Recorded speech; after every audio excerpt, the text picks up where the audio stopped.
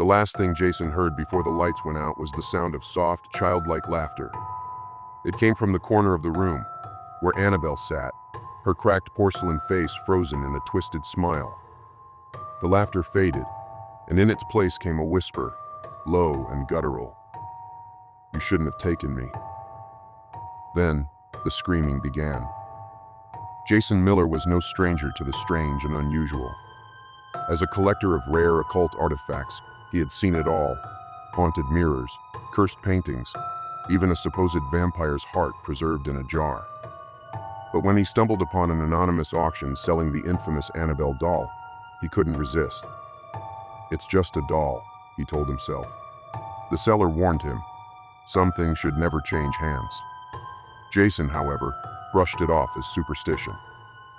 That night, he placed Annabelle in a glass case inside his study, admiring his latest acquisition. By midnight, the house had already changed. At first, it was small things. The case would be slightly ajar when Jason knew he had locked it. The rocking chair near the fireplace would creak ever so gently, as if someone had just left it. Then came the whispers. Faint, almost like a child speaking just out of earshot. His fiancée, Emily, was the first to notice. "Jason." "I heard it again," she whispered one night, gripping his arm. "It's just the wind," he assured her. But deep down, he wasn't so sure. One evening, while working late in his study, Jason's pen rolled off his desk. When he reached for it, he saw something that made his stomach drop.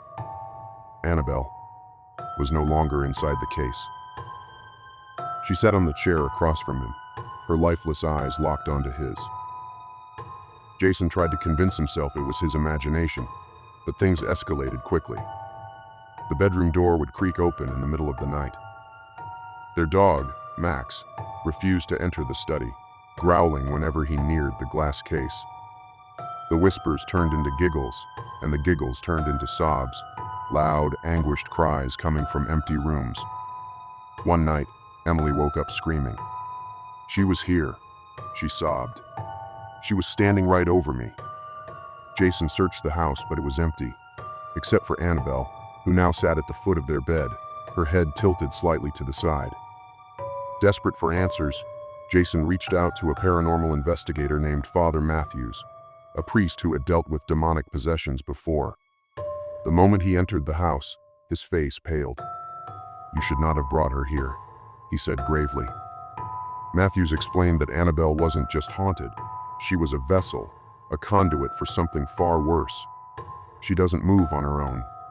Something moves her. The priest blessed the house and locked Annabelle back in her case, but Jason could tell it wasn't enough. That night, as they tried to sleep, a loud bang shook the house. Then, the lights went out. The temperature plummeted, their breaths visible in the darkness. Jason fumbled for a flashlight, but before he could turn it on, Emily screamed. The beam of light flickered on, illuminating the hallway.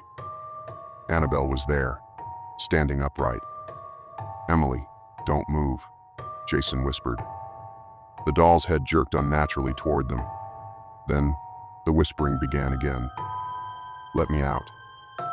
The walls trembled. Doors slammed shut one by one, the sound echoing like gunshots. Jason grabbed Emily's hand and ran, but Annabelle was faster. In the darkness, something unseen slammed Jason into the wall, knocking the air from his lungs. Emily was dragged back, her nails clawing at the wooden floor. She vanished into the shadows. Jason awoke to silence. A thick, oppressive darkness clung to the air. Emily was nowhere to be found. Then he saw it. Annabelle sat in the center of the room, her tiny hands resting on Emily's motionless body. Emily's eyes snapped open, but they weren't hers anymore. They were black, empty, endless voids. With a sickening crack, her body lurched upright, her lips twisting into a horrifying grin. "You shouldn't have taken me." The voice wasn't Emily's. It was deep, unnatural, and filled with something ancient. Jason scrambled back as Emily's body moved toward him in jerky, unnatural motions. He had brought Annabelle into his home. Now she had taken everything. Father Matthews arrived at dawn. only to find Jason sitting in the corner, his eyes wide with terror. Emily was gone. Annabelle sat back in her case, her face cracked but smiling, as if she had just played a cruel game. "It's too late," Jason whispered. "She has her now." Matthews tried to bless the house again, but the damage had been done. Emily was never found. And Jason, he was never the same. 1 week later, he vanished without a trace. The only thing left in the house was Annabelle, her glass case shattered, her porcelain hand pointing toward the door, waiting, watching for the next visitor.